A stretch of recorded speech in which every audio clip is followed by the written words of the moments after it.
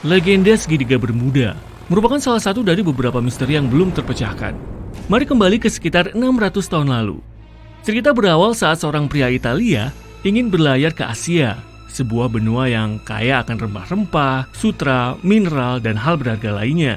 Melintasi jalur darat akan memakan waktu sangat lama. Jadi dia berpikir, "Hey, bagaimana kalau kita rakit kapal yang tangguh, mengumpulkan beberapa pelaut, dan berlayar ke Asia? Kenapa tidak?" Pria itu adalah Christopher Columbus. Pada tahun 1492, dengan sedikit bantuan dari keluarga kerajaan Spanyol, dia memulai pelayarannya. Semua berjalan lancar, selain mengambil arah yang salah tentunya. Tapi begitu mencapai akhir pelayarannya, dia sadar ada hal yang sangat aneh. Kala itu, dia tidak tahu dia tengah berlayar melewati segitiga Bermuda yang terkenal. Segitiga Bermuda, tak ada jalan pulang. Tempat menyeramkan antara Bermuda, Puerto Rico, dan Florida. Ada banyak kisah kapal, perahu, dan pesawat hilang ke dalam dunia misterius ini. Beberapa ditemukan bertahun-tahun kemudian dan beberapa lenyap dari muka bumi. Tenggelam tak berbekas di dasar laut. Mungkin. Satu hal yang kita tahu pasti, tak ada yang tahu apa yang terjadi di sana. Orang-orang mencoba mencari tahu selama bertahun-tahun. Tapi sia-sia, nihil, tanpa hasil. Jadi, apa yang Christopher Columbus lihat malam itu? Apa yang sangat membuatnya takut? Berdasarkan catatannya, Columbus melihat kilat besar di langit. Tak peduli setangguh apapun, jika kamu berlayar tanpa tahu lokasimu, lalu melihat kilatan besar di depan mata, kalau aku sih udah pasti bersembunyi di bawah dek, mengunyah lemon atau entahlah. Tapi segitiga Bermuda bukan satu-satunya misteri laut di luar sana. Pernah dengar kraken? Gurita raksasa yang menelan bulat-bulat sebuah kapal? Belum? Kamu beruntung. Bayangkan kamu sedang berlayar di atas kapal, angin meniup rambutmu, kamu berkacak pinggang seperti dalam film bajak laut. Lalu seekor gurita raksasa muncul tiba-tiba dari dalam air yang dingin dan gelap, melilitkan tentakelnya pada kapalmu dan menyeretnya ke dasar laut. Untungnya kamu punya skoci. Bagaimana dengan ular laut raksasa, mengejar perahumu dengan kencang, mencari camilan di siang hari? Makhluk ini disebut leweatan, dan kamu sebaiknya berharap makhluk ini tidak nyata. Atau siren, makhluk laut yang kejam tapi cantik. Mereka suka duduk-duduk di bebatuan dan berkaraoke. Suara ajaibnya menarik para pelaut, yang kemudian menggerakkan kapal mereka langsung menghantam bebatuan tajam. Sebaliknya, Putri Duyung, sangat keren. Mereka juga suka bernyanyi, tapi tidak membuat kapal tabrakan. Putri Duyung yang baik, mereka nyata kan? Dan jangan lupa bajak laut berkaki tajam. Arr, menjarah, menyerang, berkata "arr" setiap 2 detik. Arr! Apalagi yang mereka lakukan sepanjang hari. Jadi, kembali ke teman kita dari Italia, Columbus. Mungkin dia hanya melihat hujan badai? Kenapa tidak kepikiran ya? Ya, 600 tahun lalu aku belum lahir. Aku juga tak ada di sana saat itu. Mana mungkin aku tahu? Anehnya, dia tak pernah menyebut-nyebut ombak besar, hujan deras, atau angin kencang. Hanya sebuah kilatan di langit. Mungkin beberapa lumba-lumba sedang main kembang api. Columbus menulis, setelah kilatan itu jarum kompasnya mulai bergerak tak terkendali. Ini tambah aneh dan aneh saja. Tulisannya berakhir dengan kura-kura ramah berkacamata hitam yang keluar dari air, mendorong 3 buah kapal ke pantai, dan semua orang pergi untuk membeli hotdog. Oh, bercanda. Lalu, apa yang terjadi? Kini para ilmuwan berpikir mereka telah mendapat jawabannya. Tabu drumnya, sebuah asteroid yang jatuh di laut. Kasus selesai. Tapi tunggu, lalu kompasnya kenapa? Apa hubungannya kompas dengan asteroid? Asteroid memiliki bentuk dan ukuran berbeda-beda, tapi mereka seperti telur coklat. Bagian terbaiknya ada di dalamnya. Mereka dipenuhi mineral dan logam seharga kuadriliunan rupiah. Para ilmuwan bahkan mencoba mencari cara mendarat di atas asteroid besar dan menambangnya. Tentunya harus yang berukuran sangat besar. Maksud saya seukuran Rhode Island. Kenapa? Karena kemungkinan asteroid sebesar ini memiliki medan magnet, memudahkan manusia untuk mendarat di atasnya. Para ilmuwan berpikir medan magnet di sekitar asteroid bisa bertahan selama jutaan tahun. Misteri terpecahkan. Bisa jadi, kompas Kapten Christopher Columbus menggila karena ada asteroid yang jatuh di hadapannya. Pendapat ini bisa jadi penjelasan di balik kisah-kisah aneh soal segitiga Bermuda lainnya. Sekitar 100 tahun lalu, kapal USS Cyclops meninggalkan Barbados menuju Baltimore dan berlayar melewati segitiga Bermuda. Malang, kapal itu tak pernah berlabuh. Untuk waktu yang lama, tim pencari berusaha menemukannya, tapi tak berhasil. Kapal itu hilang begitu saja. Pada tahun 1945, 5 pesawat militer hilang tanpa jejak saat terbang di atas segitiga Bermuda. Tapi jika benar ada asteroid di dasar laut, kenapa setelah 500 tahun berlalu, asteroid ini masih saja menyebabkan masalah? Radar dan kompas zaman dulu bergantung pada medan magnet bumi. Radar digunakan untuk melacak penerbangan di seluruh dunia. Kesalahan pembacaan radar, tentunya ini masalah besar. Coba letakkan magnet di dekat kompas. Lihat apa yang terjadi. Jarum kompas sebenarnya merupakan sebuah magnet kecil, selalu menunjuk ke utara. Tapi jika kamu menaruhnya di samping magnet yang cukup kuat, jarumnya akan berputar menghadap magnet kuat ini. Bagaimana jika kompas inilah satu-satunya yang kamu punya untuk memandumu ke daratan? Para kapten kapal dari Tiongkok adalah yang pertama menemukan kompas. Sebelumnya, orang hanya bisa berlayar di sepanjang pantai atau hanya menuju pulau-pulau dalam jarak pandang mereka. Kala itu, memiliki kompas berarti para pelaut dapat menulis tujuan mereka sehingga pelaut lain bisa pergi ke sana juga. Jadi, dengan kemajuan teknologi yang kita punya, ada satu pertanyaan. Apakah asteroid itu masih ada di bawah sana? Bagaimana kalau kita menyelaminya untuk mencari tahu? Ini tidak akan jadi penyelaman pertama ke dasar laut yang sangat dalam. Kita sudah pernah menyelami Palung Mariana, palung terdalam di bumi. Palung Mariana membuat pendakian Gunung Everest tampak mudah. Sejauh ini hanya 2 orang yang pernah menyelaminya. Karena palung ini sangat dalam, tekanan airnya sangat besar. Satu-satunya cara menyelam ke sana adalah dengan tank berteknologi canggih yang tak akan hancur pada tekanan tinggi. Dan alat seperti ini tidaklah murah. Ada apa di sana? Hanya kegelapan, keheningan, dan keindahan. Juga banyak hewan aneh. Segitiga Bermuda tidak sedalam Palung Mariana, jadi kita mungkin bisa menyelaminya suatu hari nanti. Dan kita mungkin bisa melihat asteroid yang dilihat Columbus. Tapi kali ini ada jutaan ikan kecil di atasnya, yang telah menjadikannya rumah mereka. Semua kapal dan pesawat yang hilang seharusnya juga ada di bawah sana. Atau kita mungkin melihat sesuatu yang tak pernah kita duga sebelumnya. Kita mungkin akan menemukan spesies kuno gurita, hiu, dan kura-kura dengan kemampuan istimewa seperti melihat dalam gelap. Atau malah menemukan emas. Banyak kapal penuh emas dan perak tenggelam dalam perjalanan pulang ke Eropa dari Amerika. Beberapa bangkai kapal punya bekas terbakar. Ada juga yang terbelah 2. Sebagian besar dari bangkai-bangkai kapal ini masih ada di luar sana. Para penyelam dari Jepang pernah menemukan sesuatu yang mirip piramida bawah air kuno. Mereka bahkan tak tahu pasti apakah benda itu terbuat secara alami atau dibuat oleh manusia. Di Laut Baltik, seseorang menangkap penginderaan sonar yang aneh. Pesawat antariksa atau hanya batu yang berbentuk unik.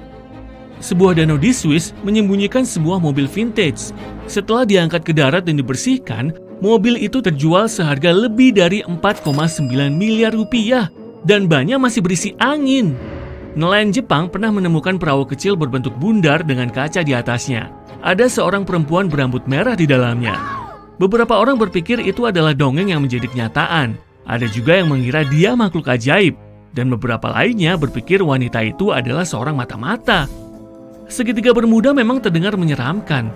Tapi pulau-pulau di dekatnya sungguh luar biasa. Bermuda adalah pulau kecil yang orang-orangnya berbicara dalam bahasa Inggris. Dan titik lain segitiga ini adalah ujung Florida dan Pulau Puerto Rico. Hari itu semua terasa biasa-biasa saja, tidak ada yang istimewa. Kapal kargo SS Cotopaxi berlayar kembali, kali ini menuju Havana, Kuba untuk mengirimkan batu bara. Pada tanggal 25 November 1925, Cotopaxi memulai perjalanannya dari Pelabuhan Charleston, Carolina Selatan. Inilah perjalanan terakhir bagi Kapten Meyer dan awak kapalnya. Kapal ini melintasi kawasan segitiga Bermuda, dan saat memasuki hari kedua, Cotopaxi mengirimkan sinyal darurat karena terjebak dalam badai tropis kuat, lalu terguling. Angin bertiup sangat kencang dan kilat menyambar-nyambar. Air perlahan memenuhi palka kapal. Muncul kilatan putih benderang dan kapal itu pun hilang tanpa jejak. Bangkainya ditemukan di Gurun Gobi, sangat jauh dari lokasi hilangnya. Ke-32 awak kapal beserta kapten semuanya hilang. Kalau yang bagian Gurun Gobi sih cuma fiksi, Dalam satu film besutan Steven Spielberg, diceritakan kalau alien telah memindahkan kapal itu ke gurun Gobi. Tapi realitanya, Cotopaxi dan semua awaknya tidak pernah ditemukan. Kapal itu secara resmi dinyatakan hilang 1 bulan kemudian dan bangkainya tidak bisa ditemukan. Inilah salah satu contoh klasik dari kejadian misterius di segitiga Bermuda. Tapi kebanyakan misteri akhirnya juga terpecahkan. Pada tahun 2020, Cotopaxi ditemukan. Jadi, Michael Barnett pindah ke Florida untuk mempelajari kecelakaan kapal di lepas pantai. Satu bangkai kapal telah membuatnya sangat penasaran. Ukurannya paling besar dan penduduk setempat menyebutnya Bear Wreck. Lokasinya sekitar 64 km dari Saint Augustine, Florida Utara. Tapi belum ada yang berhasil mengidentifikasi badan kapal yang berkarat itu. Jadi, Michael mulai menyelidikinya. Dia mengukur Bear Wreck dan mulai mengolah informasi yang bisa ditemukan. Dia juga meneliti ratusan surat kabar lama, membaca catatan asuransi, dan mempelajari artefak yang ditemukan di dalam bangkai kapal itu. Setelah beratus-ratus jam menggali informasi, Michael yakin itulah bangkai kapal Cotopaxi. Tapi beberapa tahun sebelumnya ada rumor yang berembus kalau kapal itu telah ditemukan di lepas pantai Kuba. Penjaga pantai menemukan bangkai kapal kargo yang ukurannya hampir sama, sangat mirip dengan kapal yang lenyap pada tahun 1925 itu. Michael yakin mereka keliru. Kemudian dia membentuk tim bersama beberapa jurnalis sains dan meneruskan pencariannya. Tak lama kemudian, mereka mendapatkan bukti yang bisa menguatkan keyakinan Michael. Para penyelam menemukan katup kuningan bertuliskan huruf SV di atas bangkai kapal itu. Michael menyimpulkan kalau inisial ini merupakan nama perusahaan manufaktur Scott Valve. Kantor pusatnya berlokasi di Michigan, tak jauh dari tempat pembuatan Cotopaxi. Kemungkinan perusahaan itu telah memasok suku cadang Cotopaxi. Jadi, rupanya teka-teki itu sudah terjawab. Bear Wreck dan Cotopaxi adalah kapal yang sama. Tapi, Michael masih harus mencari tahu penyebab kapal itu tenggelam. Adakah hal misterius yang terjadi pada Cotopaxi di segitiga Bermuda? Kemudian, di antara tumpukan kertas usang, Michael menemukan testimoni dari tukang kayu kapal. Dia mengaku kalau tutup palka yang menutupi batu bara di kapal rusak parah sebelum kapal itu tenggelam. Saat tutup palkanya belum selesai diperbaiki, awak kapal mendapat perintah untuk berlayar ke Kuba. Dengan kondisi begini, air akan mudah masuk ke kapal. Kemungkinan air ini memenuhi palka selama badai tropis tersebut. Inilah yang sebenarnya menyebabkan Cotopaxi tenggelam. Tak ada yang misterius, cuma kesalahan manusiawi kok. Ini cuma segelintir contoh kejadian hilangnya kapal dan pesawat di segitiga Bermuda. Sebagian insiden masih belum terpecahkan, dan sepertinya memang ada yang aneh. Salah satunya terjadi pada tahun 1948. Sebuah pesawat jet penumpang sedang menuju Miami dari San Juan, Puerto Rico. Ia juga menghilang di kawasan lenyapnya Cotopaxi. Ke-32 orang di dalam pesawat hilang tanpa jejak. Selama penerbangan cuacanya cerah, tapi para ahli memperkirakan saat pesawat berada pada jarak 80 km dari pesisir, angin kencang mungkin telah menerjangnya sehingga pesawat itu keluar dari jalur penerbangan. Bertahun-tahun kemudian, pesawat serupa ditemukan di segitiga Bermuda.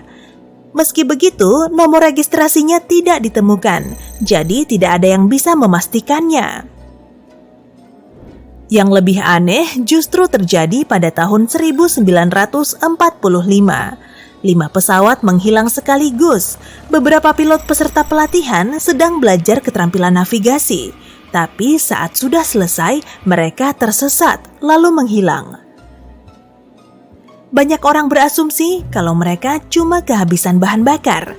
Bisa saja sih, tapi kok aneh ya? Mereka kan diawasi oleh pilot berpengalaman yang punya 2.500 jam terbang. Tentu dia tak akan membiarkan para pilot pemula terbang terlalu jauh dari pangkalan mereka. Sampai sekarang pun hal ini masih menjadi perdebatan. Sebagian orang meyakini mereka mengalami kejadian supranatural di kawasan segitiga Bermuda itu. Tak ada yang tahu pasti sih. Inilah keanehan lain yang terjadi di sana. Para ilmuwan pun belum bisa menjelaskan alasannya. Perjalanan waktu. Pada tahun 1970, Bruce Gernon sedang menerbangkan pesawat dari Pulau Andros menuju pesisir Florida. Saat berada di ketinggian 3.500 meter, awan raksasa muncul di hadapannya. Awan itu terus membesar, sehingga dia harus menerobosnya. Kemudian pesawat itu dikelilingi kegelapan, dan cuma dalam hitungan detik, semuanya hitam pekat. Tiba-tiba, Bruce melihat kilatan cahaya putih di sekelilingnya. Nyalanya sangat terang hingga menyinari seluruh langit. Objek itu memang bukan kilatan petir, tapi dia juga tidak tahu pasti. Pesawat Bruce terus menerobos awan aneh itu selama hampir setengah jam. Saat itu awannya terlihat berubah bentuk. Area di sekeliling pesawat berubah jadi terowongan. Lalu terowongan itu mulai menyempit. Bruce sangat panik saat berusaha mengendalikan pesawatnya. Semua instrumen dan peralatan navigasinya jadi kacau. Perangkat elektroniknya juga mati. Lalu muncul cahaya putih di ujung terowongan. Seperti dalam film, pesawat itu lolos dari terowongan awan yang terus menyempit. Semuanya baik-baik saja, tapi Bruce sudah berada di dalam kabut putih. Dia tidak tahu lokasi pesawatnya saat itu, maka dia menghubungi stasiun pengendali darat. Saat mengetahui pesawatnya berada di ruang udara Miami, dia kaget bukan kepalang. Tidak mungkin, seharusnya Bruce menempuh jarak sekitar 400 km selama penerbangan dan biasanya waktu tempuhnya selama 1,5 jam. Tapi saat itu, dia bisa menempuhnya cuma dalam waktu 47 menit, hampir 2 kali lebih cepat. Setelah mendarat, Bruce segera mengecek sisa bahan bakar di dalam tangki. Ternyata bahan bakarnya cuma berkurang sedikit, beda dari biasanya. Kira-kira ada nggak ya penjelasan logisnya? Menurut catatan, pada hari itu telah terlihat banyak bintik matahari di permukaannya, serta terjadi angin matahari kencang. Kondisi ini bisa mengacaukan kinerja perangkat elektronik dan peralatan di pesawat. Tapi bagaimana dengan awan misterius itu? Pesisir Florida menjadi tempat bertemunya dua arus udara kuat bertekanan tinggi dan bertekanan rendah. Akibatnya banyak terjadi awan badai. Tapi, banyak yang masih memperdebatkan proses perjalanan waktu Bruce sampai bisa menempuh jarak secepat kilat. Sebagian orang meyakini ada semacam energi gelap misterius. Ada juga yang menuding Bruce sebagai penipu. Ya, kita belum tahu kebenarannya. Memangnya ada kekuatan supranatural di segitiga Bermuda? Atau mungkin semua itu cuma kebetulan dan cerita yang dibuat-buat saja? Yang jelas, segitiga Bermuda menjadi tempat yang paling banyak melenyapkan pesawat dan kapal di seluruh dunia. Pesawat bermesin tunggal Beechcraft Bonanza memang bernasib naas kala itu. Di dalamnya, pilot Bruce Gernon membawa 2 penumpang, ayah dan mitra bisnisnya. Mereka lepas landas dari Pulau Andros di Bahama dan terbang ke arah barat laut menuju pesisir Florida. Saat itu, tanggal 4 Desember 1970. Coba lihat peta. Kalau kamu menarik garis dari Kepulauan Bermuda, Puerto Rico, Miami, dan kembali lagi ke Bermuda, bentuk apa yang terlihat? Ya, benar, segitiga Bermuda. Area yang dikenal telah menelan 2.000 kapal laut dan 200 pesawat secara misterius selama ratusan tahun. Pesawat Bruce Gernon pun tak luput dari ganasnya segitiga misterius ini. Tapi, seharusnya sih penerbangan ini sama saja seperti penerbangan yang kerap Bruce lakukan. Biasanya, waktu tempuhnya sekitar 1,5 jam kalau tanpa gangguan atau fenomena aneh lain. Semua awak pesawat juga biasa-biasa saja, layaknya sedang melakukan perjalanan rutin menuju kantor. Namun, kali ini semuanya berbeda. Mereka akan menghadapi situasi yang sangat ganjil. Bruce lepas landas lalu mencapai ketinggian standar. Hal aneh pun langsung terjadi. Pada ketinggian sekitar 300 meter, Bruce melihat awan kecil yang mendekat. Tapi kok terus membesar? Bukan karena jaraknya semakin dekat loh, tapi ukurannya yang semakin besar. Bruce harus menerobosnya dan ia berhasil keluar dari awan itu. Awan misterius lain kembali muncul pada ketinggian 3.500 meter. Ukurannya sangat besar, jadi dia juga harus menerobosnya. Dia pun berkonsentrasi, mengambil napas dalam-dalam dan akhirnya melaluinya. Saat itu kondisi di luar pesawat sangat pekat, seperti tengah malam. Semuanya gelap gulita, tapi tak ada awan badai maupun hujan. Bruce mulai khawatir dan tiba-tiba terlihat cahaya putih yang terus berkelebat, hilang dan muncul seperti petir. Tentu saja pilot ini tahu kalau itu bukanlah petir. Cahayanya sangat benderang sehingga menerangi area sekitar. Setelah terbang selama 30 menit, Bruce baru sadar kalau awan ini sama seperti awan sebelumnya yang dia lewati saat pesawat mulai naik. Cuma kali ini berbentuk pusaran, sehingga pesawatnya terbang melewati bagian tengahnya. Lebar awan ini sekitar 1,6 km dan seolah tanpa ujung. Bruce mengira dia tak akan bisa keluar dari situ. Tapi 1 menit kemudian, dia melihat cahaya di hadapannya. Pesawat itu bergerak lurus ke depan dan hampir lolos dari awan yang mengerikan. Tapi tiba-tiba terjadi hal aneh lagi. Lapisan luarnya terus menyempit, seolah menelan pesawat. Alat navigasi pesawat mulai sulit dikendalikan. Kompasnya bergerak sendiri ke arah berlawanan. Peralatan elektronik juga tidak berfungsi. Sepertinya pesawat itu telah dikendalikan oleh kekuatan lain atau mulai bergerak dalam suatu aliran. Bruce mati-matian berusaha untuk mengambil kendali, tapi gagal. Pesawatnya terus terbang di dalam terowongan itu. Dia berusaha meloloskan diri dan bertekad untuk tetap bertahan agar bisa membagikan pengalamannya. Awan itu terus mengecil dan melingkupinya seperti pusaran. Bruce tak bisa buang-buang waktu. Dia harus segera keluar dari situ.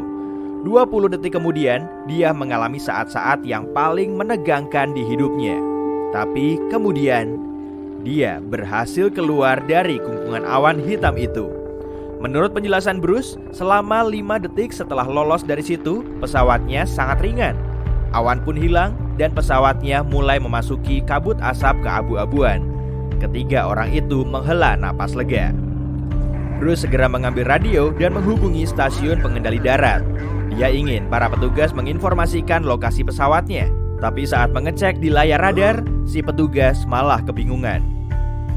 Pesawat Bruce tidak terdeteksi radar dan seolah tidak pernah ada. Tapi kemudian, si petugas menjelaskan kalau lokasinya sudah ada di ruang udara Miami. Nah, sekarang giliran Bruce yang kaget. Ini semua pasti salah. Beechcraft seharusnya menempuh jarak sekitar 400 km. Perlu diingat, waktu tempuh biasanya sekitar 90 menit. Tapi kali ini cuma 47 menit. Dan pesawat model ini cuma bisa terbang dengan kecepatan sekitar 290 km per jam. Coba kamu hitung deh. Pasti mustahil kan? Si petugas pasti salah baca radar. Tapi saat awannya menghilang, Bruce tahu dia memang ada di atas Miami. Pesawat itu mendarat dengan selamat. Saatnya memecahkan misteri ini. Memangnya apa yang telah terjadi selama penerbangan? Bruce mengecek sisa bahan bakar, kemudian jam tangannya. Setelah menghitung-hitung, dia malah tambah bingung. Konsumsi bahan bakarnya tidak sesuai dengan jarak tempuh yang seharusnya. Bruce tidak mungkin salah kalkulasi dong. Dia pilot yang sangat berpengalaman. Saat usianya masih 20-an saja, dia sudah mengantongi 600 jam terbang. Dia juga hafal betul dengan ruang udara yang telah dilintasinya itu. Semua bukti yang ada seolah menunjukkan pesawat Bruce telah melompati hampir setengah jarak tempuh biasanya. Dengan peristiwa ganjil ini, pria itu pun mulai berpikir keras. Dia bahkan berkonsultasi dengan para ahli dan profesor, tapi tak ada yang bisa menjelaskannya. Jadi, Bruce mengusulkan teorinya sendiri dan bahkan menulis buku tentang pengalamannya itu. Dia menyimpulkan peristiwa itu disebabkan oleh kabut listrik disertai kilatan putih. Namun, ada juga yang berteori kalau energi gelaplah yang menyebabkan lompatan waktu tempuh ini. Ya, betul. Energi gelap yang membuat alam semesta semakin mengembang. Energi ini bisa membelokkan ruang waktu seperti lubang hitam, sehingga membentuk terowongan aneh ini. Bruce tidak sengaja menabraknya, tapi dia beruntung bisa lolos dari situ. Karena itulah, dia berhasil melesat sampai di ruang udara Miami. Tapi, energi gelap hanyalah teori yang menjelaskan hal yang tak bisa dijelaskan. Sampai saat ini, Tidak ada yang bisa menjelaskan kenapa Bruce bisa menempuh jarak sejauh itu dalam waktu yang begitu singkat. Tapi ada beberapa detail yang bisa dijelaskan. Menurut catatan arsip, terdapat 84 bintik matahari yang dilaporkan pada hari itu. Begitu juga angin surya dahsyat yang bergerak dengan kecepatan hampir 700 km per detik. Ini bisa menyebabkan gangguan pada magnetosfer bumi, sehingga mengacaukan peralatan dan radar pesawat. Jadi, teori Bruce tentang kabut listrik bisa jadi benar. Lalu, bagaimana dengan awan anehnya?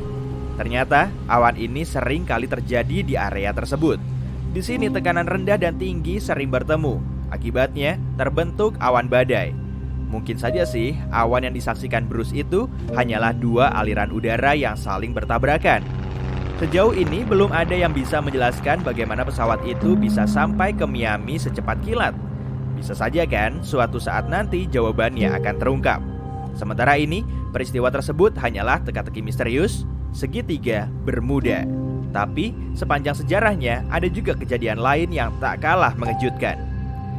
Pada tahun 1945, sebanyak 5 pesawat menghilang di segitiga Bermuda secara bersamaan. Pada 5 Desember, beberapa siswa penerbang Angkatan Laut sedang berlatih di area tersebut. Saat itu pelajarannya tentang navigasi. Ironisnya, mereka kehilangan arah menuju pangkalan, lalu menghilang. Banyak orang berasumsi mereka kehabisan bahan bakar. Kemungkinan bisa juga begitu, tapi kok sangat aneh. Kelima orang ini dibimbing oleh letnan yang berpengalaman dan punya 2.500 jam terbang. Dia tak akan pernah membiarkan pilot pemula terbang begitu jauh sampai mereka tersesat. Insiden ini dinamakan Flight 19. Sampai sekarang pun penyebabnya masih jadi perdebatan. 3 tahun kemudian, pesawat jet yang terbang menuju Miami dari Puerto Rico juga hilang di area yang sama. Pesawat itu mengangkut 29 penumpang dan 3 anggota kru. Sepanjang penerbangan, cuacanya sangat cerah. Namun, para ahli meyakini sekitar 80 km di lepas pantai Miami, pesawat itu mungkin menabrak angin kencang hingga membawanya keluar dari jalur penerbangan yang seharusnya. Bertahun-tahun kemudian, para penyelam menemukan bangkai pesawat yang sangat mirip dengan pesawat hilang itu di lautan. Tapi, beberapa detail dan nomor registrasinya kurang memadai, sehingga tidak ada yang bisa mengonfirmasinya. 1 bulan kemudian, pada Januari 1948, pesawat lain juga hilang di Bermuda. 25 penumpang dan 6 anggota kru lenyap begitu saja di area antara Azores dan Bermuda. Misteri hilangnya pesawat ini serta sekian banyak insiden lain belum juga terpecahkan.